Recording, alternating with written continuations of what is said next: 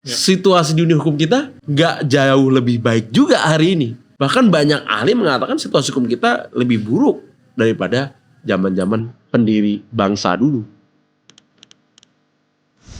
Gimana bro sekarang merefleksikan tentang pendidikan tinggi hukum kita pada umumnya? Hal-hal krusial apa yang sebenarnya menjadi catatan di Indonesia dan butuh perbaikan? Ya itu semua menurut saya salah satu faktornya karena legal tech kita atau bahkan GovTech kita ini nggak catch up. Tapi njok mopo habis itu ya nggak ada apa-apa. Ini yang sebenarnya jadi kritik terbesar kita terhadap bangsa ini.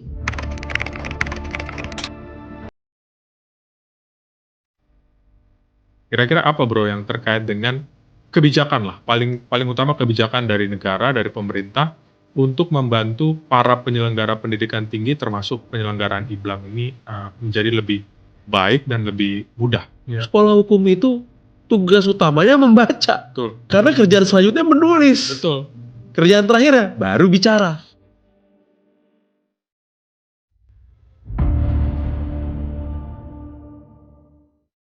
Halo teman-teman, kita kembali lagi di podcast The Reason Trace. Kali ini saya senang sekali ketemu dengan sahabat saya, teman saya, seorang masih muda juga, seangkatan saya, dan tapi sudah mengelola sekolah hukum yang lama, sekolah hukum yang cukup berumur, Rahmat Dwi Putranto. Terima kasih Halo, bro. Mengundang, Bro Richard. Thank you waktunya. Ini kita sekarang ada di kampusnya, semua udah banyak perubahan dari yang beberapa tahun lalu saya datang. Ini kerjanya Rahmat nih. Bro, ini kita diskusi terkait dengan yang pertama ya. Umur kita masih relatif sama. Sekarang kita nih masih di titik-titik ngebangun karir sebenarnya. Dalam dunia lawyering ya oke lah, masih middle ya gitu.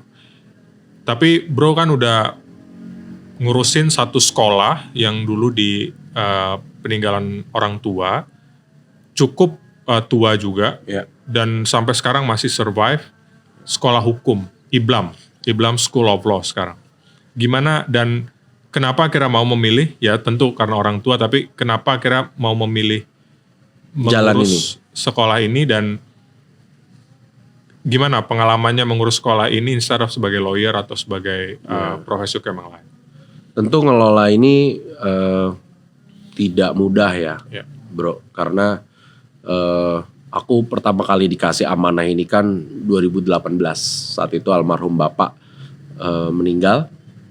Lalu ditunjuk oleh keluarga, kita melakukan rapat keluarga. 2018 berarti, udah lulus kuliah ya? Sudah lulus kuliah. Baru-baru dan baru balik juga dari Rusia. Oke. Terus sedang S2 atau baru selesai S2 gitu. Saya sudah lupa nih, agak-agak pikun juga ya. Tapi di tahun-tahun segitu saya rasa saya sudah S2. Lagi meniti karir juga, punya startup hukum Legal Go saat itu. Terus karena saya yang punya keleluasan waktu lebih dibanding abang saya yang sudah punya tanggung jawab di lembaga riset tertentu. Jadi akhirnya saya yang harus turun saat itu. Dan alhamdulillah ya menurut saya sih saya banyak dibimbing dan diarahkan juga oleh ibu saya, bang saya, mentor-mentor usaha saya, guru-guru saya, sehingga kita banyak kolaborasi dan ya alhamdulillah IBLAM bisa bertumbuh hingga hari ini dengan akreditasi unggul di Indonesia. Nah, jadi dari yang IBLAM ini akreditasinya baik sekali atau B, sekarang udah alhamdulillah unggul khususnya untuk yang prodi S1. Dan kita terus berkomitmen, Bro Richard, agar kualitas kita bisa terus naik, bisa kita tingkatkan, tidak hanya berpuas diri untuk mendapatkan akreditasi unggul di Indonesia. Kita nanti agak ngobrolin IBLAM agak lebih spesifik, tapi sebelumnya ini ngelola kampus kan, ngelola sekolah gitu, nggak di usia kita yang relatif masih muda ini, atau sok muda kali ya, tapi intinya kita masih relatif ya menengah ya dalam membangun karir. Ini kan bukan hal sederhana. Sekolah kan administrasi, birokrasi, dealing dengan banyak pihak, dengan kementerian mungkin, dengan L2DT, kemudian di internal dealing dengan yayasan dengan Dosen-dosennya. pengurus, dosen, tenaga pengajar, segala macam dan mahasiswa. Itu gimana belajar sampai di titik oke, saya bisa gitu. Nah, menariknya gini bro, waktu saya masuk, saya bekerja dengan rata-rata orang-orang yang usianya di atas saya. Oke, iya. Ada yang 2 kali lipat, bahkan 3 kali lipat. Betul. Menghadapi profesor, doktor, yang tentu mereka juga punya keahlian masing-masing. Sementara saya a new kids on the block gitu ya. Jadi strateginya gimana? Tentu kita harus pintar-pintar memiliki komunikasi yang baik. Dan juga kejelasan visi dan gagasannya ini kampus mau dibawa kemana. Karena anak muda kayak saya waktu itu 2018 yang kita nggak punya apa-apa selain mimpi aja Pak. Betul. Iya kan? Betul. IBLAM saat itu juga bahkan belum memiliki gedungnya sendiri di Jakarta. Kita masih sewa lah ya di Jakarta Pusat gitu. Ya alhamdulillah hari ini kita sudah punya gedung sendiri di Jakarta Selatan, di lokasi yang cukup premium. Dan akreditasi kita membaik. Tentu kalau ditanya caranya gimana, saya jujur sampai tipes-tipes masuk rumah sakit ya. Harus berantem juga dengan banyak orang. Harus ribut juga dengan banyak orang. Tapi di satu sisi kita gak mungkin ribut dengan semua orang.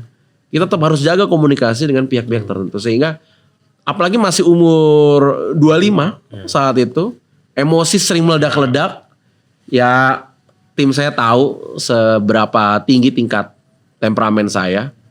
Tapi alhamdulillah hari ini saya lihat IBLAM lebih baik ya. Temperamen saya udah agak lebih enteng lah. Apalagi diajak podcast kan. Jadi lebih ringan lah. Tapi saat itu sering stres, sering temperamen gak stabil dan lain sebagainya. Karena standar yang mau saya hadirkan di IBLAM cukup tinggi. Betul.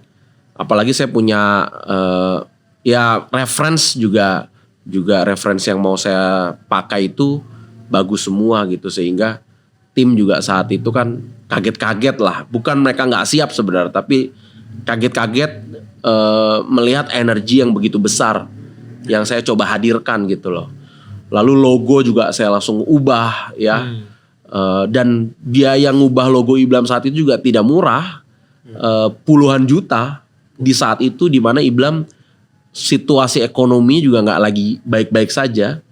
Tapi saya berani ambil itu karena saya pengen ini jadi momentum untuk mengubah bukan hanya branding secara visual, tapi branding secara substansi. Karena branding visual itu akan menjadi mentah ketika dalamannya tidak ada perubahan apa-apa.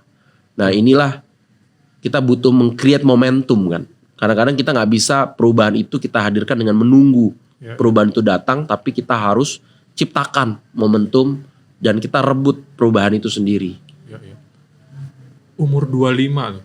25 tuh mikir sampai segitu, itu karena ada dorongan orang tua tadi, tekanan, atau emang karena ya gue tahu juga lu kan banyak organisasi, relasi segala macam yang dari kuliah udah ada.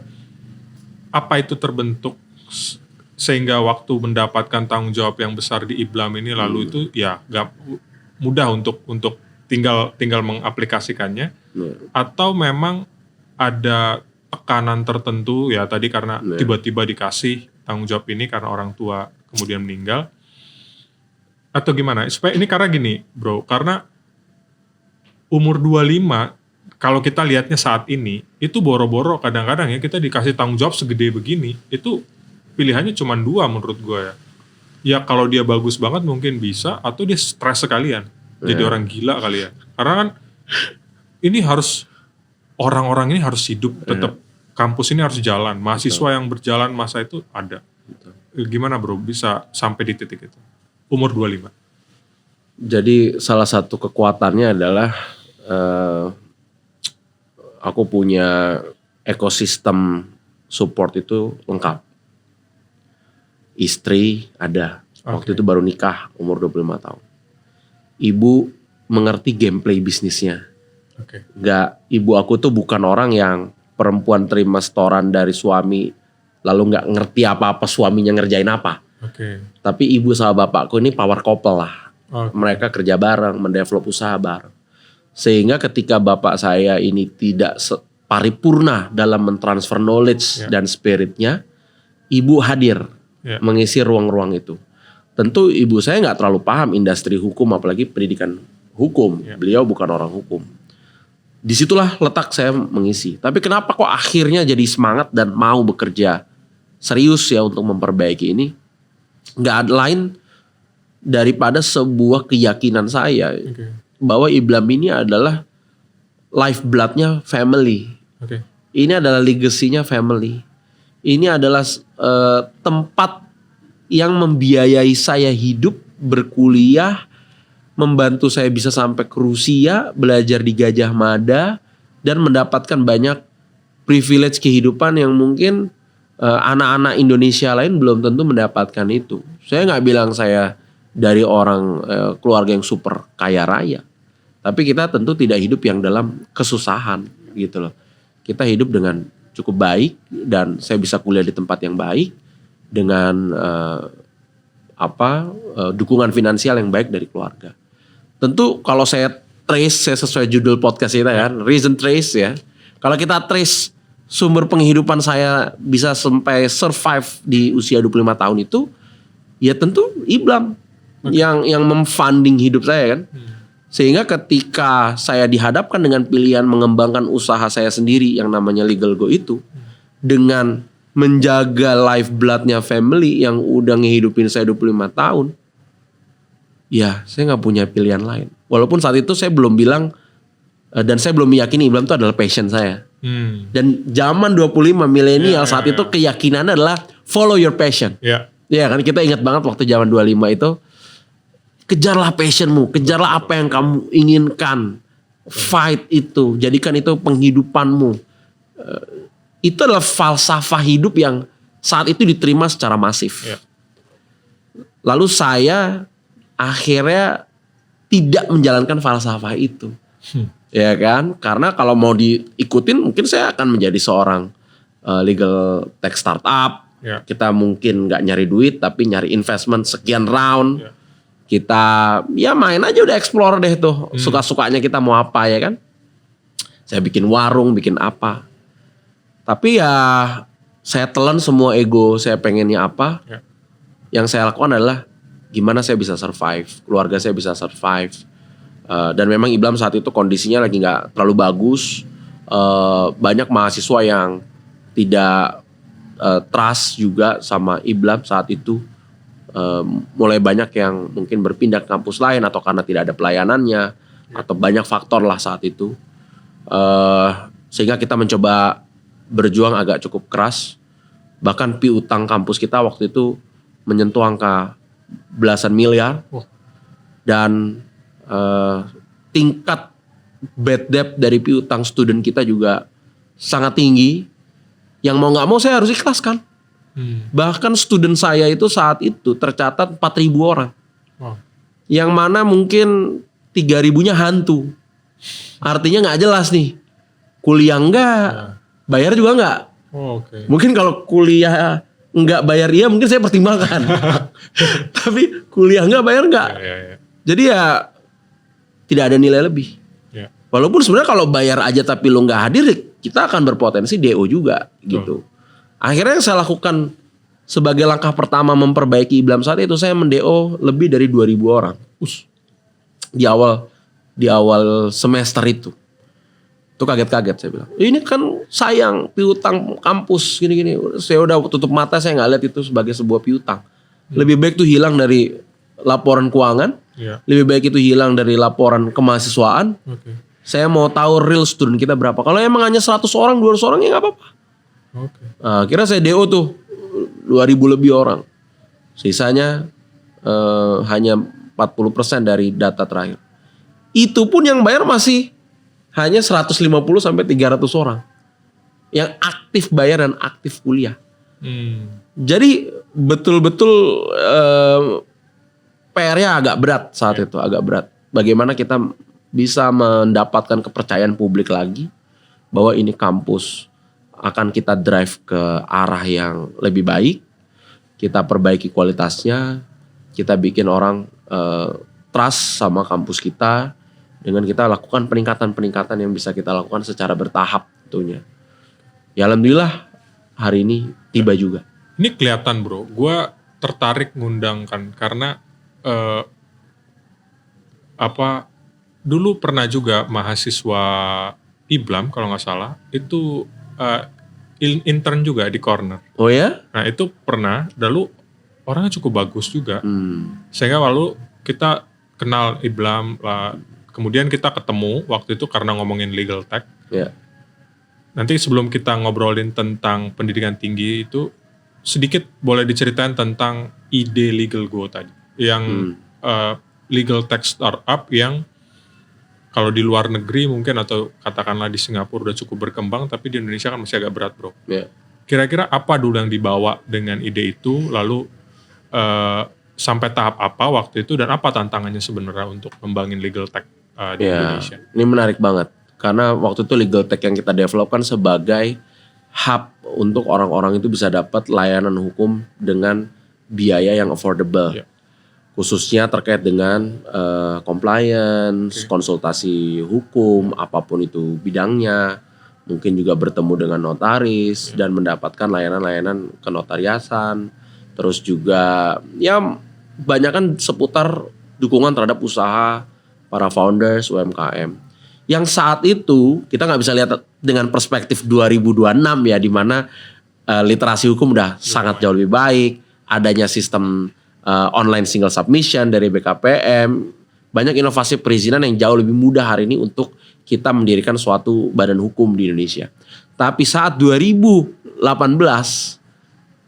itu sangat sulit Pak untuk bikin perseroan terbatas. Ya. Mau bikin PT, yayasan, kita harus ngejar-ngejar dokumen ke kelurahan, ke kecamatan, yang berkasnya itu beda-beda semua. Lalu saat itu kan kalau kita mau konsultasi sama notaris, kita udah JPR duluan. Ya. Ngadep notaris ini kan bener-bener ngadep kayak kantornya juga serius dan lain sebagainya ya kan. Kalaupun kita nggak ke notaris, kita ke law firm. Law firm mahal lagi rate-nya, berdolar-dolar pula ya kan. Tidak ada instrumen yang bisa memudahkan masyarakat itu mendapatkan akses layanan hukum. Ya. Sehingga saat itu premis saya sederhana, Legal Go harus hadir sebagai alat yang memudahkan masyarakat mendapatkan layanan hukum. Ya. Apakah itu nanti dia cari lawyer, cari notaris, cari layanan apapun yang mereka butuhkan. Dan it works, kita pakai konsultasi via Instagram, via Facebook, via macam-macam instrumen sosial media yang saat itu masih tabu. Okay. Bahkan saya masih ingat sekali pernah dikritik oleh pengurus Ikatan Notaris, pengurus daripada Pradi. Ya. Karena kita dianggap mempromosikan jasa hukum, mempromosikan layanan advokat, mempromosikan notaris, yang ini bertentangan dengan kode etik. Kode etik, marketing. Nggak boleh nih. Akhirnya saya jadiin tesis S2 di UGM. Legal Go itu saya jadikan tesis di S2 UGM. Saya interview pejabat Pradi, salah satunya Bang James Purba, dan beberapa tokoh yang lain. Saya interview orang ini, saya interview akademisi. Dan akhirnya kita mendapatkan kesimpulan bahwa masalah marketing jasa hukum itu tidak bisa dimaknai sekedar bikin akun Instagram lalu dianggap marketing, dan itu adalah suatu hal yang ilegal dan melanggar kode etik gitu loh. Bahwa pendekatan yang harus diambil adalah apa yang disampaikan pada eksistensi kita di ruang digital. Contoh, cara marketing kita adalah bilang pakai kantor hukum Richard, sudah pasti Anda menang melawan ini, melawan itu. Tentu itu sangat tidak etis. Tapi kalau hanya sekedar Anda hadir di dalam ruang digital, sosial media aktif, menampilkan profil, menampilkan karya-karya Anda, ya itu kan tidak ada masalah. Itu adalah sebuah cara yang sangat terhormat. Dan sekarang to be honest, nggak mungkin kita nggak marketing kan. Betul. Semua para praktisi ini, even notaris pun harus marketing sekarang ini. Tapi cara marketingnya yang kita harus tekankan. Betul. Itulah yang menjaga apakah kode etik itu dilanggar atau tidak. Itu hasil kesimpulan tesis saya waktu itu. Sehingga akhirnya ya nggak ada masalah. Ya. Tapi sekarang malah muncul banyak biro jasa yang berkedok jasa hukum dan jualannya dengan cara-cara yang benar-benar lebih liar lagi ya, lebih kreatif lagi gitu loh. Dan ini lanjut ke disertasi ya? Lanjut sampai disertasi. Buku kan terkait dengan teknologi hukum. Tentang teknologi Boleh hukum. ceritain bro? Wah ini bisa sampai subuh ini Pak Richard ini. Pertama kenapa S3? Hmm. Udah sibuk ya kan? S3 bro, Ya. sibuk.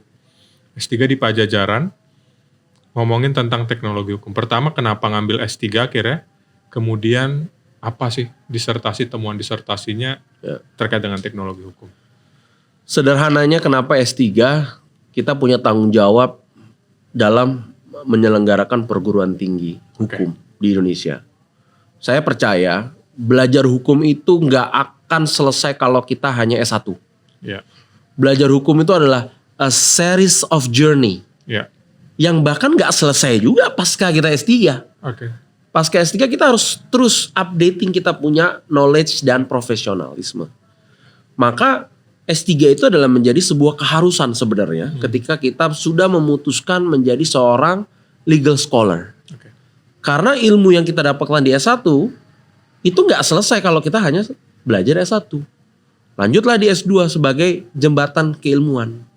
Di S3 kita mulai akan belajar bagaimana kita secara lebih independen memahami suatu fenomena hukum dan kita bisa mencari jawaban-jawaban filosofis atas sebuah temuan-temuan hukum itu.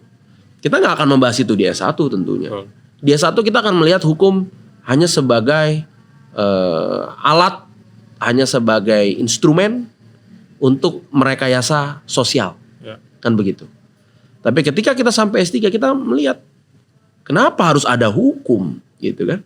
Artinya ini memang a series of journey yang Anda harus lewati kalau Anda sudah masuk ke dunia hukum. Lalu sampai lulus kita juga terus harus mengupdate. Karena ilmu hukum itu sangat dinamis. Sekarang udah ada KUHP. Kalau kita berhenti belajar, KUHP baru kita nggak tahu. Dan undang-undangnya kan terus berubah. Kita hari ini mengambil asas ini, tahun depan bisa jadi asas baru muncul. Seperti halnya dulu kita belajar saat kuliah, teknologi tidak bermain peran yang sangat penting, apalagi dalam ilmu hukum. Tapi hari ini kita bisa lihat riset berbagai lembaga dunia yang terakhir dikeluarkan oleh Anthropic bahwa profesi di bidang legal adalah profesi salah satu yang paling rentan digantikan oleh AI. Itu rilis terbaru risetnya Anthropic lawannya ChatGPT. ChatGPT company ya itu punya. Dia rilis seperti itu. Artinya kita melihat bahwa dunia hukum hari ini sangat dinamis, Pak. Dan kenapa harus S3? Ya kita harus belajar sampai tuntas. Dan itu pun menurut saya belum tuntas. Karena pasca lulus kita harus terus belajar secara informal. Lalu akhirnya itu yang membuat saya melakukan S3 dengan riset fokus pada teknologi hukum. Saya masih ingat betul, bro. Saat di kelas, lalu satu anak ditanya mau meneliti apa. Dan saya menjawab teknologi hukum, satu kelas tertawa. Kelas tertawa. Gak umum. Gak ada bos yang namanya teknologi hukum. Yang ada itu hukum teknologi atau hukum telematika, hukum siber. Teknologi hukum ini gak ada, di barang apa dia bilang. Lalu saya jawab. Waktu itu kelasnya almarhum Prof. Lili. Lili Rasjidi. Jadi saya berusaha betul meyakinkan Prof. Lili bahwa ini barang nih. It's gonna be a thing. Dan terminologi teknologi hukum itu adalah suatu hal yang harusnya lumrah diterima. Bukan suatu hal yang aneh. Saya bilang ke Prof. Lili, kalau hukum teknologi Pak, itu adalah kita belajar tentang aspek hukum dalam perkembangan teknologi. Adalah itu misalnya kecerdasan buatan. Kita mempelajari bagaimana hukum bisa meregulasi perkembangan AI. Ada kripto, kita belajar hukum meregulasi kripto. Tapi kalau teknologi hukum, kita belajarnya tentang bagaimana kita menggunakan teknologi untuk peningkatan kualitas hukum kita. Atau untuk menyelesaikan permasalahan-permasalahan hukum kita. Dan lebih filosofisnya kita belajar teknologi agar ini menjadi penopang pilar pembangunan sistem hukum kita. Karena saya percaya Pak Richard bahwa sistem hukum itu tidak lagi relevan hanya mengandalkan teorinya Lawrence yang hanya mengatakan substansi hukum, struktur hukum, dan juga budaya hukum. Perlu ada pilar keempat yaitu adalah teknologi hukum. Oh, oke. Teknologi hukum ini tentu tidak relevan kalau kita bicara saat zaman Lawrence mengeluarkan teori itu. Ya. Tapi kita nih hidup di era kuota internet ini menjadi kebutuhan primer. Oke. Teknologi menjadi kebutuhan primer. Ya. Manusia sudah menjadi semi cyborg. Kita bangun tidur udah kita pegang bukan istri tapi HP. Ya kan? Anak kecil SD udah banyak yang pegang HP. Ya, benar. Bahkan sampai terakhir saya harus mengapresiasi Ibu Menteri Komdiji melarang anak kecil punya sosmed, main Roblox. Itu kan artinya bahwa penggunaan teknologi udah seintens itu.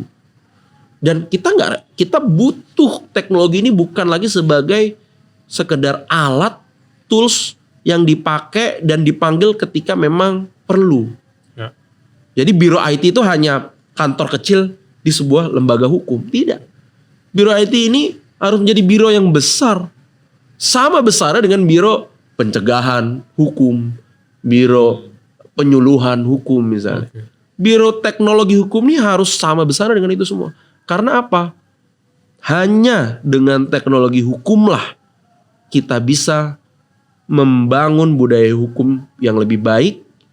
Karena budaya hukum itu bisa jadi baik kalau substansinya bagus dan struktur hukum memiliki tools dalam implementasinya. Okay. Tools struktur hukum ini adalah apa?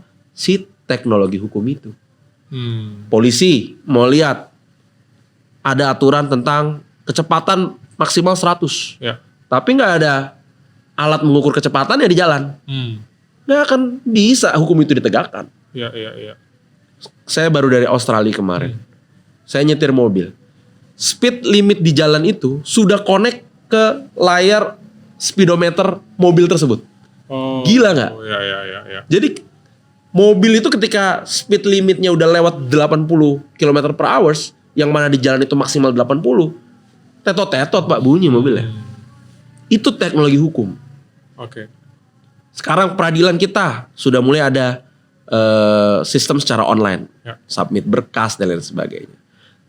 Itu saya harus apresiasi. Kita sudah mulai ke sana. KUHP dan KUHAP kita juga sudah sangat mengakomodir keberadaan teknologi informasi.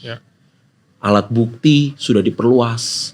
Bahkan mekanisme persidangan juga hari ini sudah bisa dilakukan secara sistem elektronik. Artinya sudah banyak tools-tools secara teknologi hukum terimplementasi di dalam substansi hukum positif kita hari ini. Nah, ini adalah suatu perkembangan yang bagus di dalam dunia hukum kita. Jadi berarti disertasi ini menambahkan gitu ya, satu poin dari substansi, kemudian kultur, kemudian struktur dan teknologi. Oke, ini menarik juga nih. Kalau teknologi itu dikatakan sebagai teknologi hukum itu batasannya apa, Bro? Misalnya tadi yang speed limit di mobil misalnya. Itu kan bisa dikatakan juga ya itu teknologi aja, teknologi mobil misalnya. Di teknologi memang di dalam mobil itu, di sistem mobil itu. Tapi kalau suatu sistem dikatakan itu adalah sebuah teknologi hukum, batasannya di mana? Oke. Kita harus tarik kepada teori Lex Informatica. Di mana dalam teori Lex Informatica itu bahwa dikatakan hukum harus bisa ditegakkan di atas sistem arsitektural digital informasi.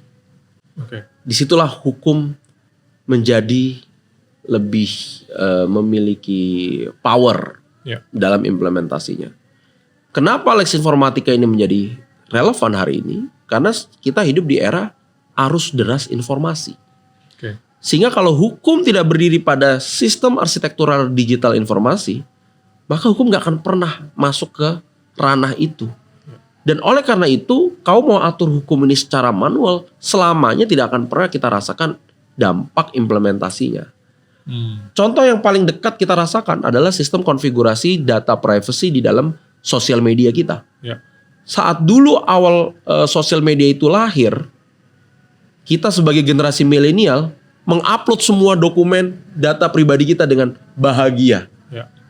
Kalau perlu makanan minuman favorit kita tulis semua. Mungkin Pak Richard juga melakukan hal yang sama. Ya. Tapi hari ini kan begitu concern. Betul. Dan di dalam sistem settings itu udah bisa kita atur privasinya. Termasuk konten apa yang boleh hadir di dalam timeline kita dan sebagainya. Sebelumnya kan nggak ada. Ya. Kenapa bisa berubah seperti itu? That's a teknologi hukum. Kalau kita nggak pakai teknologi hukum, aturan itu hanya ada dalam berupa bentuk undang-undang. Ya. Tapi tidak menjadi sebuah undang-undang yang memiliki aksi secara otomatis di dalam sistem digital informasi. Oke. Sehingga kalau ditanya teknologi hukum ini apa? Implementasi secara konkretnya itu adalah ketika teknologi tersebut menegakkan ketentuan hukum positif yang ada.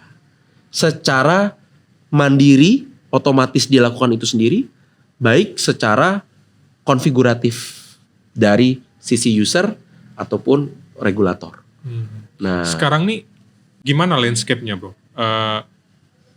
Legal tech di Indonesia nih, landscape yang Bro lihat nih kira-kira gimana? landscape-nya belum ada perkembangan yang cukup signifikan, walaupun inovasi sudah berjalan.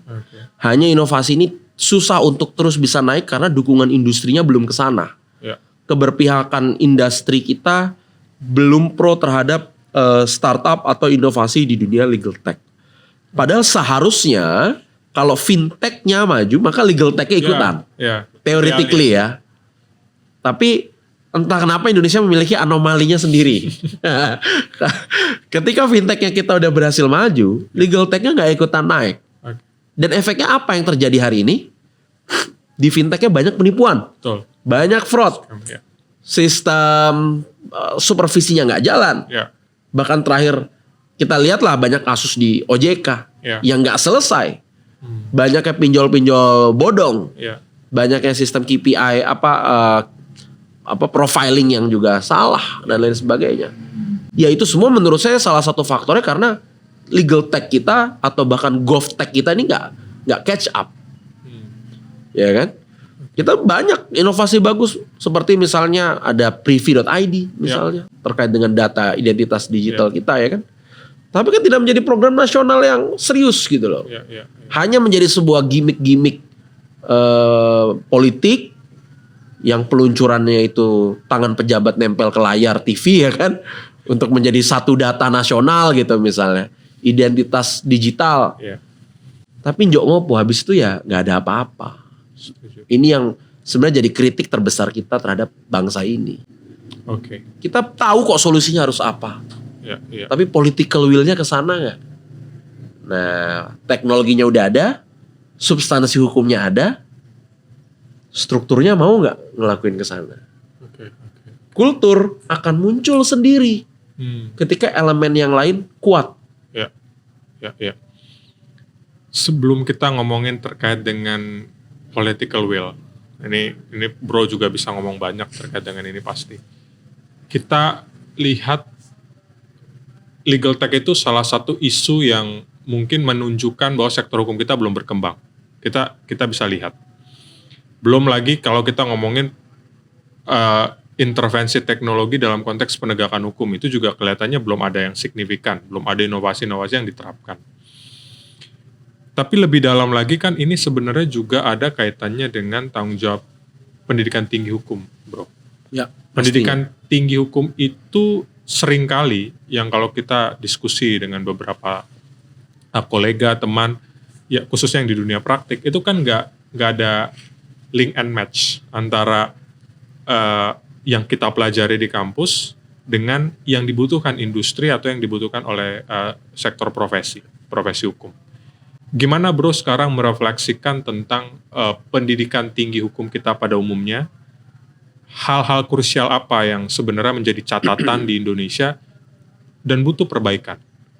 Ya. Banyak sekali Bro, Ya. banyak sekali yang harus kita perbaiki. For your information, dunia pendidikan tinggi hukum kita ini udah berjalan kurang lebih di Indonesia 100 tahun. Ya. Sejak kampus hukum pertama didirikan ya. Dan kita lihat hari ini dari sisi setup ruang kelas juga tidak banyak perubahan. Ya. Dari sisi metode malah sekarang lebih banyak orang ke digital. Bahkan ada AI, makin lagi menjadi suatu kompleksitas tersendiri hari ini. Ditambah lagi sekarang proses link and match yang tetap menjadi masalah klasik. Ya, ini menurut saya bukan masalah baru, masalah klasik. Ya. Tapi diperparah apalagi dengan adanya AI, ya kan? Yang seringkali penerapannya di luar nalar nih. Ya. Bahkan banyak student terlalu menggampangkan dengan menggunakan AI dalam menjawab suatu permasalahan hukum. Maka hari ini adalah momen yang tepat untuk kita merekonstruksi kembali bagaimana sistem pendidikan tinggi hukum kita di Indonesia. Dan saya harus sampaikan, walaupun saya juga punya kampus ya, saya mengatakan ini kesalahan kita bersama-sama. Ada salahnya kita, ada tanggung jawab kita. Walaupun itu kampus besar. Dan malah menurut saya kampus besar memiliki tanggung jawab lebih besar. Karena saya juga lulusan kampus Gajah Mada. Lulusan kami juga bukan hanya IBLAM ya, dari Gajah Mada, dari kampus negeri yang lain. Tentu memiliki lulusan-lulusan yang semuanya pasti ada masalah. Ya. Antara koruptor, atau Markus, dan lain sebagainya. Lalu kampus mau sampai mana kita melakukan intervensi? Kalau kita dibilang ada salah kita nggak? Pasti semua akan bilang ya nggak ada lah. Itu kan kelakuan dia secara individu. Ya. Masa murid keluar dari kampus terus dia bikin salah, jadi salahnya kampus? Kan nggak rasional. Tapi orang yang keluar dari sekolah lalu menjadi penjahat ini nggak 1-2. Ya. Situasi di dunia hukum kita nggak jauh lebih baik juga hari ini. Bahkan banyak ahli mengatakan situasi hukum kita lebih buruk daripada zaman-zaman pendiri bangsa dulu. Sekarang istilahnya lebih transaksional, lebih materialistis, ya kan? Bahkan muncul banyak omongan bahwa menjadi seorang lawyer hari ini tuh nggak perlu pintar. Ya. Yang penting tahu cara main. Tahu cara main ini apa? Ya. Apakah itu yang akan kita ajarkan di dalam ruang kelas? Udah teman-teman nggak usah baca kitab undang-undang. Yang penting teman-teman tahu cara berkomunikasi dengan aparat. Ya. Dengan ini, dengan itu, ya kan? Nah ini kan nggak beres gitu loh. Kalau kita menggunakan pendekatan seperti itu, Pak Richard. Ini yang harus kita perbaiki. Oke. Cara perbaikinya gimana? Gak cukup hanya dengan kampus swasta yang bergerak. Nasional, bos. Harus ada keberpihakan yang jelas. Dan bukan lagi sekedar kurikulum, tapi ekosistemnya. Betapa mudahnya sekarang kita menjadi seorang advokat. Dan kemarin pun baru launching organisasi advokat baru. Yang katanya lebih profesional. Iya kan? Lalu mau sampai mana ini? Bahkan ada organisasi yang menjual PKPA bisa dicicil dari semester 1. Kuliahnya online, nggak harus ini, nggak harus itu. Bahkan banyak lawyer-lawyer yang saya temui tidak magang 2 tahun. SK keluar langsung diangkat. Artinya kita refleksilah. Kalau kau ini jadi lawyer dengan cara-cara liar seperti itu, wajar nggak dia nanti saat berpraktek dia liar juga? Nah ini kan bukan hanya kampus yang introspeksi, organisasi advokat, pemerintah, di mana keberpihakan mereka? Kalau memang kita mau dibikin multibar, ada dong standar minimum secara nasional. Dulu menjadi advokat itu sangat susah, sangat bergengsi. Untuk lulus ujiannya ketat. Di Singapura tetangga kita, hanya kampus tertentu, hanya lulusan dari kampus tertentu yang boleh jadi advokat di Singapura, Pak. Jadi nggak bisa sembarang kampus untuk bisa jadi advokat di Singapura. Di negara-negara lain ada ujian nasionalnya, yang standarnya ketat. Walaupun hari ini ada juga Pak teori yang mengatakan sudahlah, advokat, lisensi advokat itu adalah bare minimum. Kayak misalnya tuh SIM-nya kita. Janganlah susah kali. Kalau mau susah itu di tier kedua organisasinya.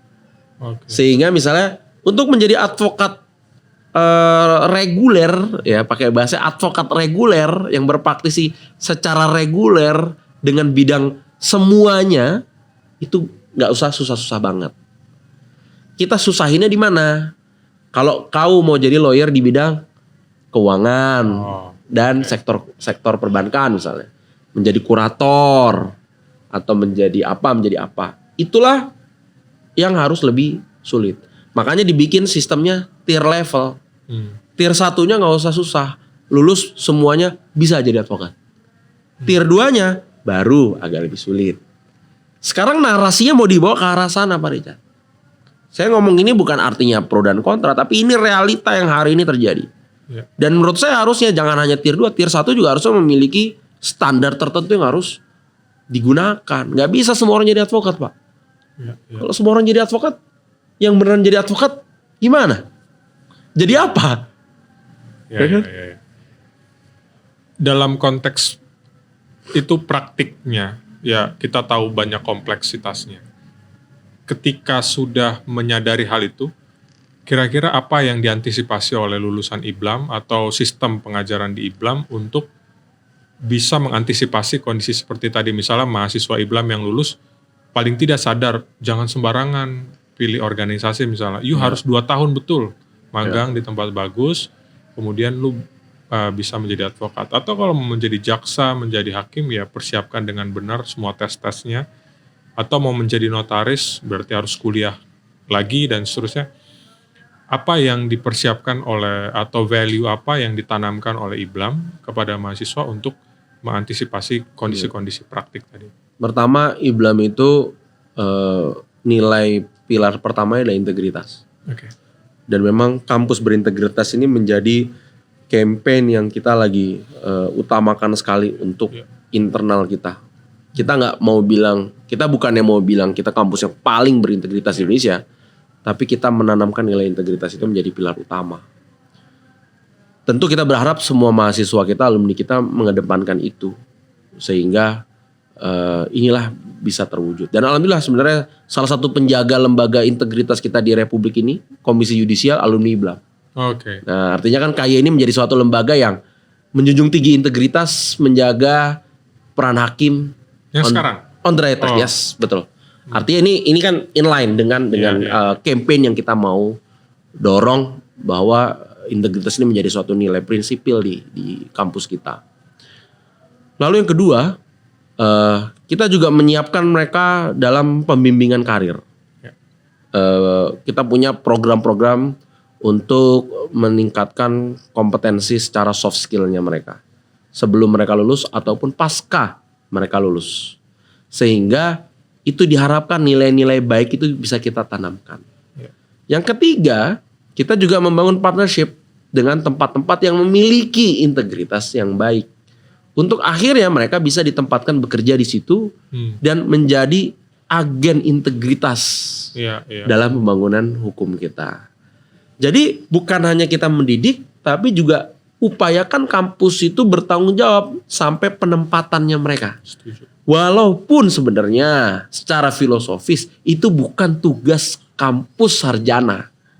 Kampus sarjana itu tugasnya hanya mendidik saja. Kalau kampus vokasi menyiapkan hingga dia bisa bekerja dan penempatan gitu loh. Tapi hari ini kita tidak lagi bisa ngomong seperti itu.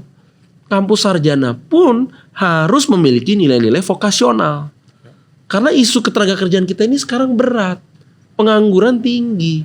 Maka apa yang IBLAM bisa lakukan, kita harus memberikan nilai lebih. Bahwa lulusan IBLAM 99% pasti kerja. Dan memiliki karir masa depan yang baik. Itu yang kita upayakan gitu loh. Dan alhamdulillah sebenarnya ini bukan suatu hal yang fata morgana atau ilusi. Karena IBLAM ini kan lahir dari DNA para profesional Pak sejak tahun 90-an.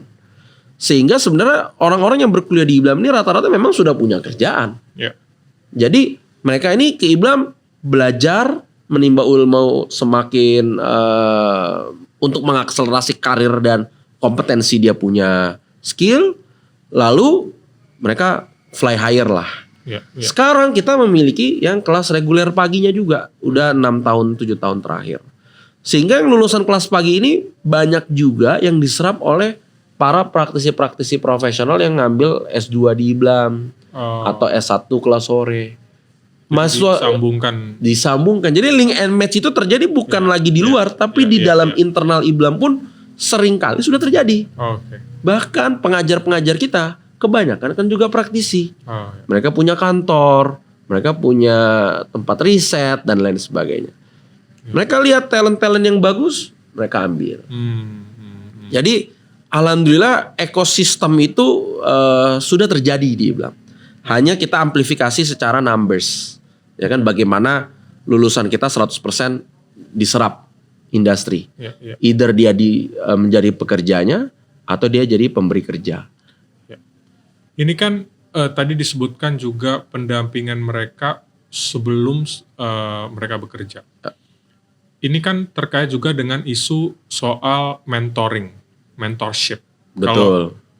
Kalau mereka tentu jauh lebih siap karena ada mentorship program yang membantu mereka sekurang-kurangnya memahami dulu landscape dunia profesi seperti apa, praktik seperti apa, apalagi kalau lawyering. Nah ini saya mau sambungkan dengan yang tadi Bro obrolin terkait dengan pengajar-pengajar di sekolah ini misalnya yang juga banyak praktisi. Bro bisa lihat nggak gimana atau bisa mengevaluasi nggak bedanya misalnya kalau seluruh yang mengajar ini cuma teoritis atau memang akademisi murni dengan kalau itu ditambahkan para praktisi. Jadi lulusannya itu seperti apa aja? Apa makin siap atau justru makin kompleks atau gimana? Ya, jadi terkait dengan program mentorship, Bro Richard. Di IBLAM ini kita punya ekosistem cukup lengkap. Kita punya LBH sebagai ajang mentorship in the early stage of their career. Mereka bisa magang di situ sebelum lulus ataupun pasca lulus. LBH kita siap menampung.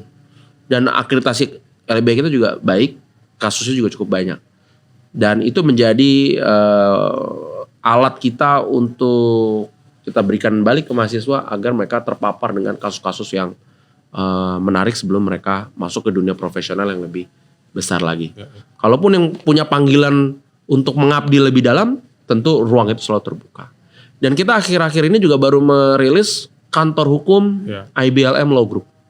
Di mana ini adalah produk flagshipnya IBLAM dalam konteks layanan hukum. Sehingga ini juga akan memfilter mahasiswa kita untuk yang ingin berkiprah di ranah corporate law firm khususnya dan commercial dispute atau ya urusan-urusan yang lebih sophisticated itu nanti di arah sana. Sehingga ini dengan harapan kita bisa menyambungkan dengan industri. Baik industri yang organically kita create atau memang dari pihak ketiga kantor dari senior-senior atau rekan-rekan kita sesama advokat. Dan tadi terkait dengan komposisi pengajar. Oh ya. Praktisi. Impact-nya apa? Satu, ketika banyak praktisi yang mengisi perkuliahan, Bro. Pembelajaran itu jauh lebih hidup. Karena kita belajar bukan hanya PowerPoint dan asas-asas, tapi kita belajar case study. Dan memang di IBLAM itu selalu yang menjadi fatsun utama pembelajaran kita adalah case study method. Dimana jangan kita mengkaji suatu undang-undang tanpa ada real case yang kita kaji. Gitu.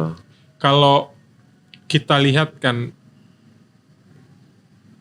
memang agak besar sekali ya sekarang tuh katakanlah jurang ya pemisah antara yang kita pelajari dengan yang real yang kita sebenarnya nanti akan kita akan lakukan di dunia praktik, apalagi kalau lawyering lah. Kalau lawyering tuh yang terjadi kita belajar tentang commercial dispute, arbitrase, litigasi, non litigasi, tapi ternyata ada hal-hal yang di dalam persidangan atau di dalam case yang kita lakukan tuh beda. Atau kita perlu improvisasi yang cukup banyak. Bro lihat ini gimana ya kita untuk memastikan bahwa yang dipelajari di kampus itu juga sejalan atau bukan sejalan, dia siap untuk menghadapi real world of their job. Apakah dia jadi lawyer, apakah dia jadi hakim, jaksa, gimana? Jadi kita tentu tidak mungkin bisa menyiapkan lulusan itu 100% ready dengan realita. Ya. Kenapa? Kalau kita ajarkan di kelas terlalu realistik, bisa jadi lulusannya menjadi pragmatik. Oke. Karena buat apa? Berargumen serius-serius. Kalau realitanya nggak juga itu jadi bahan pertimbangan. Ya. Tapi kalau statement ini terus-menerus diajarkan di dalam ruang kelas, maka yang akan lahir adalah advokat-advokat pragmatis. Ya. Tentu kita tidak ingin dunia hukum kita diisi dengan mayoritas pelaku-pelaku yang seperti itu.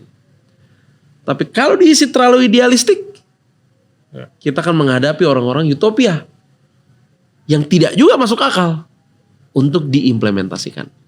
Sehingga Iblam ini mengambil filsafat hukum jalan tengah, di mana kita harus tahu idealisme kita kemana. Tapi kalau memang jalan itu temboknya keras sekali, jangan kita hancurkan pakai tangan kita. Ya. Kita harus cari jalan lain. Agar apa? Energi kita tidak habis untuk menghancurkan dinding. Okay. Tapi energi kita pakai untuk tetap mencapai tujuan yang kita ingin raih. Apa tujuan yang kita ingin raih? Sederhana. Apa tujuan hukum? Kebermanfaatan, kepastian hukum, dan tujuan utama keadilan. Selama kita terus tahu dan berpijak pada 3 tujuan ini, menurut saya, Anda idealis, Anda pragmatis, silahkan hakimi diri Anda sendiri. Tapi kalau pada akhir perbuatan Anda itu bisa membantu kita lebih dekat dengan keadilan atau memberikan kemanfaatan dan kepastian hukum, Anda sudah sesuai dengan ajaran yang kami berikan. Kalau kita hakimi seseorang dari apa yang dia lakukan tahun 2020, tahun 2025, lalu kita hakimi terus dia karena satu kesalahan, tapi kita nggak lihat ending game-nya seperti apa, ini menjadi tidak fair gitu loh. Ya kan? Artinya saya percaya pada proses, Bro Richard. Bisa jadi kita tidak suka dengan langkah seseorang itu hari ini, tapi ternyata langkah itu memberikan kebermanfaat di akhir, atau memberikan kepastian nanti di akhir, dan juga keadilan. Nah, inilah proses kita dalam melihat suatu perjalanan. Bro, ini terkait juga dengan istilah tadi kemanfaatan, keadilan, dan kepastian hukum. Ini kan tujuan yang mahasiswa semester 1 dimanapun kita diajarkan. Yang sulit adalah, atau dilemanya yang kadang-kadang muncul adalah, apakah itu benar-benar bisa dicapai di saat sektor hukum kita nggak dipercaya karena banyaknya korupsi, suap menyuap, dan seterusnya. Ini pandangan masyarakat ya. Gimana Bro melihat isu terkait dengan integrity, etik, dan seterusnya dikaitkan dengan tujuan hukum tadi? Dan gimana kita bisa memastikan bahwa ini nggak omong kosong aja, ini nggak yang cuman ngomong bahwa kita harus mencapai keadilan, kemanfaatan, kepastian, tapi sisi yang lain soal mencapainya tadi, prosesnya, etika dan integritinya nggak diperhatikan. Ya. Ini akan selalu menjadi perdebatan setiap abad dan setiap zaman. Ya. Karena ini udah dilakukan oleh para legal scholar senior di atas kita. Dari zaman Immanuel Kant lawan Bentham ibaratnya. Jadi ini tentu tidak akan ada jawaban pasti. Karena dalam mencapai suatu kebermanfaatan bisa jadi kita akan mengangkangi kepastian hukum. dalam memberikan kepastian hukum bisa jadi kita tidak memberikan manfaat apa-apa. Seringkali dua ini pasti akan berantem. Tapi yang pasti mana yang lebih dekat dengan keadilan. Kalau kita hanya menggunakan pendekatan deskriptif, argumentatif, tidak pernah akan ada hasil yang bisa kita pertanggungjawabkan, Pak Richard. Oleh karena itu, saya semakin yakin dengan pendapat teknologi hukum hasil disertasi saya. Bahwa kita harus menggunakan pendekatan berbasis data. Teknologi means apa sih? Ada data. Ya. Kenapa data berperan penting dalam teknologi hukum? Karena itulah yang akan mengkuantifikasi argumentasi kita. Teknologi dikatakan teknologi kan ketika konkret, memudahkan urusan manusia. Apa makna teknologi itu? Teknologi sederhana itu ya sekedar alat untuk memindahkan barel atau batu yang dari satu titik ke titik lain. Kita pakai alat troli atau apa, itu udah teknologi. Kalau kita maknakan dalam teknologi hukum, ini adalah suatu alat untuk kita memudahkan manusia dalam menjawab persoalan-persoalan hukum. Sekarang kalau kita mau berdebat terus, ini kayaknya nggak adil nih, karena ini memberikan kemanfaatan, kepastian yang nggak, sampai kiamat nggak akan pernah ada jawabannya. Oleh karena itu sebenarnya saya dalam bersama tim mengembangkan suatu kajian yang ini masih internal sih, kajian kuantifikasi hukum, Pak. Di mana kita punya hitungan untuk mengetahui apakah suatu kebijakan hukum atau produk hukum itu adil, lebih dekat dengan keadilan, atau lebih dekat dengan kemanfaatan, atau lebih dekat dengan kepastian hukum. Kita scoring, kita punya scoring sistemnya. Nah, ini masih terus kita sempurnakan. Kurang lebih ini riset udah kita lakukan 5 tahun terakhir. Cuman belum saya bukukan, belum saya jurnalkan. Karena kita masih terus men-challenge hitungan kita itu. Itu menarik banget. Tapi saya tuh masih sedikit skeptis dengan teknologi kalau dikaitkan dengan hukum tuh, apalagi soal keadilan. Karena keadilan kan bukan soal kuantifikasi kalau pendapat saya. Soal rasa dan soal kadang-kadang itu beda. Saya dengan Bro Rahmat beda. Ini gimana Bro membuat penelitian ini, atau bagaimana membuat ukuran-ukuran sampai kemudian ini mendekati atau tidak mendekati, lalu mendefinisikan apa yang disebut dengan kepastian, keadilan, dan khususnya keadilan dan kemanfaatan tadi, Bro. Sehingga kemudian teknologi atau hasil penelitian ini memang bisa digunakan secara lebih luas, dan itu relevan dengan kondisi Indonesia. Penelitian ini sebenarnya masih sifatnya internal. Belum saya berani publish. Cuman ini karena sama Bro Richard ngobrol-ngobrol jadi keungkap gitu ya sebenarnya. Ini kita sebut dengan Project Justice Metric sebenarnya. Justice Metric ini adalah sebuah sistem scoring yang kita pakai dengan indikator-indikator tertentu dalam melihat suatu kebijakan hukum, legal policy. Tentu indikator-indikator itu ada bobot masing-masing, Pak. Yang nanti kita akan nilai. Baik dinilai itu melalui a pool of people, a number of people yang akan ngasih jawaban dari perspektif mereka, and then we quantify the score gitu ya, seperti sistem yang sudah ada, ataupun ya targeted audience. Jadi gak mungkin dong sembarang orang kita tanya pendapatan tentang legal policy tertentu ini. Kita tanyalah yang ke ahli-ahli. Jadi sebenarnya tergantung pemilihan audiensnya. Itu nanti akan menimbulkan hasil yang juga tentu berbeda-beda. Kalau tadi ditanya keadilan itu tentang rasa, saya 100% setuju. Kita tidak bisa mengatakan bahwa angka sekian itu adalah adil skornya. Betul. Tapi angka yang kita dapatkan dan itu mengarahkan ke arah keadilan, itu lahir dari keseimbangan antara impact di kebermanfaatan dan impact di kepastian. Itulah tafsir tentang keadilan di dalam justice metric kita. Jadi sesuatu itu dianggap adil ketika dia balance memberikan kemanfaatannya dan juga memberikan kepastiannya. Which is it's hardly to achieve in a real life. Tapi possible gak sih? Possible. Kalau kita tahu indikator apa yang mau kita penuhi. Tapi ini nanti akan banyak di seluruh bidang hukum. Ini sebenarnya hanya menjadi instrumen kita mengeksaminasi sebuah kebijakan hukum atau sebuah putusan hukum. Oke. Sebenarnya ini hanya menjadi alat eksaminasi, hanya menjadi alat research. Oke. Not necessarily dipakai untuk memformulasikan suatu policy. Yeah. It's good kalau dipakai sebagai alat formulasi. Yeah. Tapi in my early opinion, it's good to examine sebuah legal policy yang sudah keluar. Karena kita bicara kebermanfaatan, itu kita bicara impact. Yeah. Kan impact nggak mungkin diukur dari hal yang belum dikeluarkan. Misalnya paling mungkin adalah saya pakai ini untuk mengkaji KUHP dan KUHAP.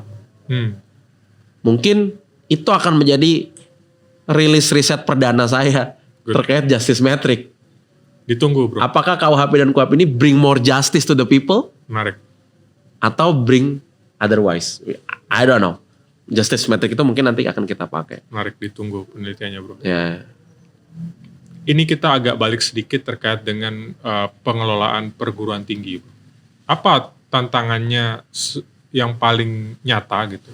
Dan kalau katakanlah ini disampaikan ke pengambil kebijakan, apa yang bro harapkan untuk membantu pengelolaan perguruan tinggi seperti sekolah hukum di Indonesia? Ini karena sekolah hukum kan jarang ya. Ada beberapa sekolah tinggi hukum tapi nggak banyak, dan itu tentu kita banyak diskusi, ada banyak tantangannya. Kira-kira apa bro yang terkait dengan kebijakan lah, paling utama kebijakan dari negara, dari pemerintah untuk membantu para penyelenggara pendidikan tinggi termasuk penyelenggaraan IBLAM ini menjadi lebih baik dan lebih mudah.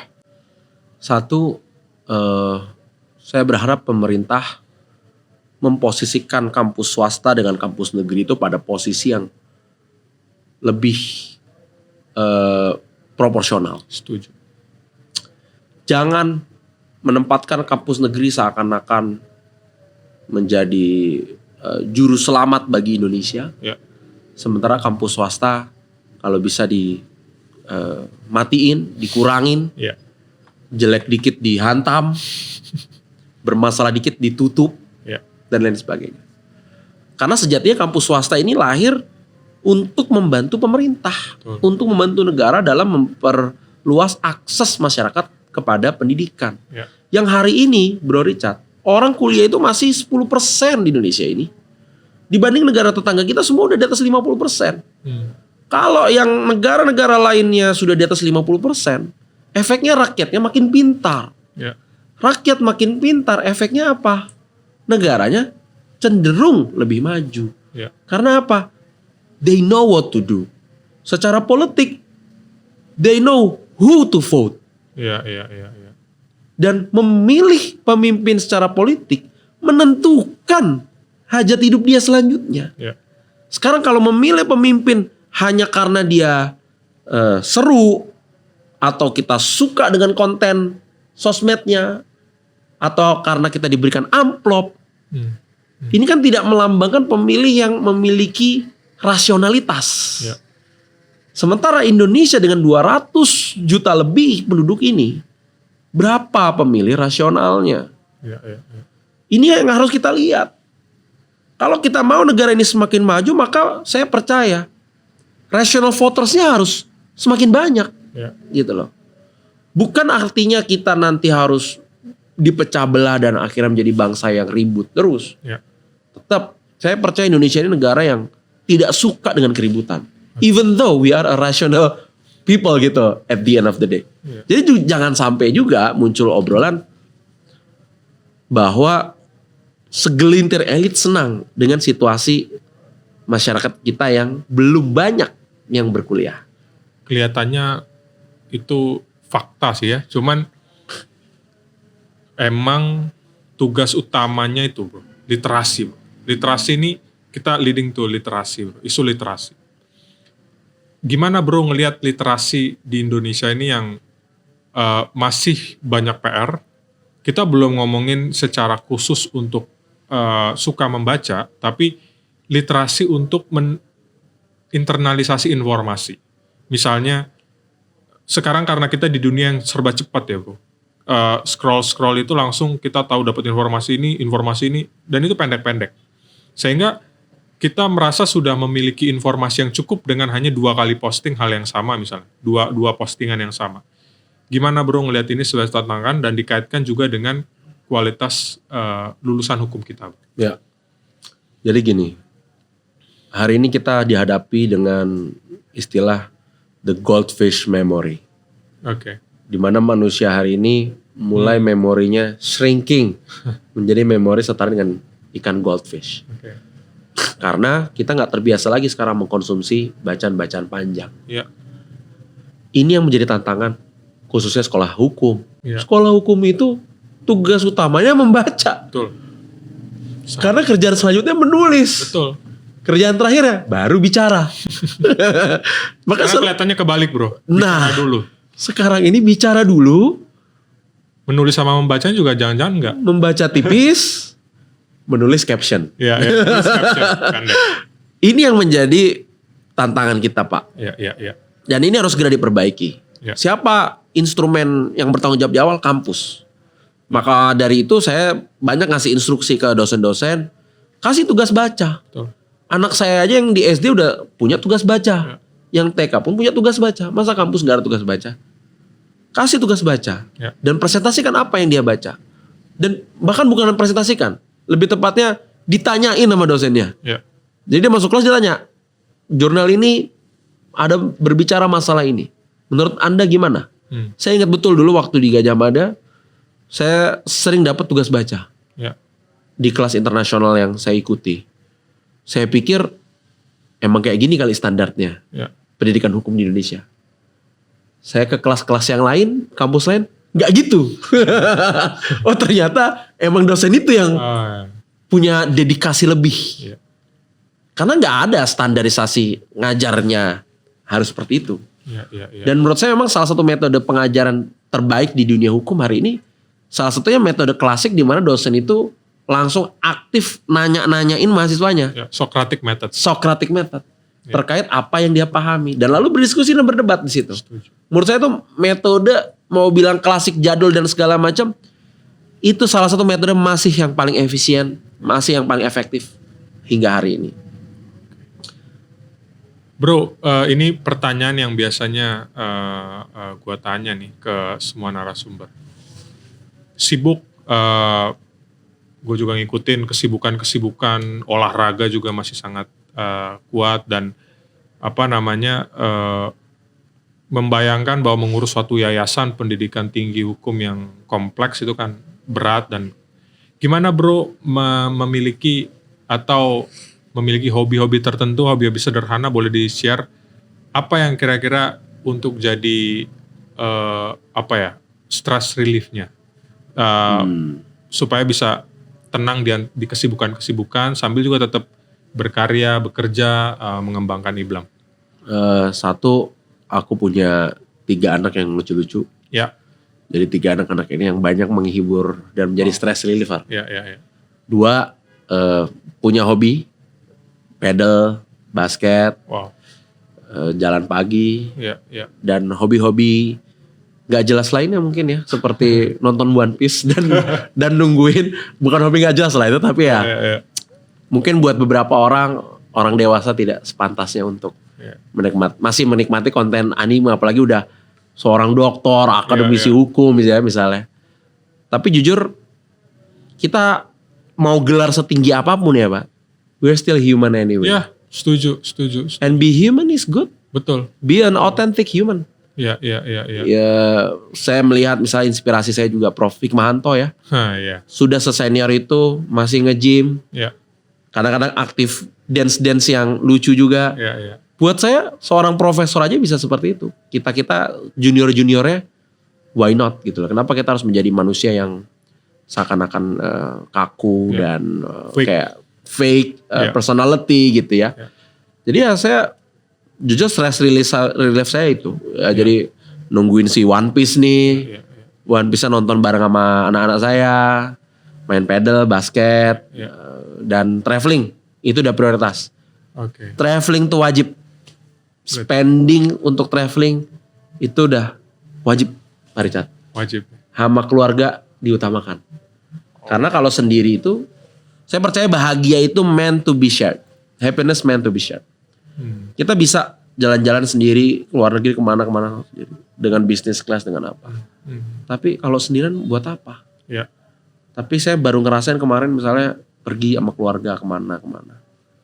Oh itu luar biasa. Dan menurut saya itu salah satu stress reliever paling efektif ya. Jalan-jalan, traveling. Gak harus keluar negeri yang jauh-jauh. Kita mau ke Garut, Sukabumi. We have a beautiful nature juga di Indonesia. Jadi ya menurut saya itu kunci kewarasan. Kebahagiaan juga kadang-kadang sesederhana itu. Dan gak harus mahal-mahal juga. True. Ya. Dan jaga kesehatan. Jaga kesehatan. Bro, thank you banget waktunya. Kita juga udah bisa main ke Iblam. Kapan-kapan kita diskusi lagi. Siap. Semoga sehat selalu, bro. Siap.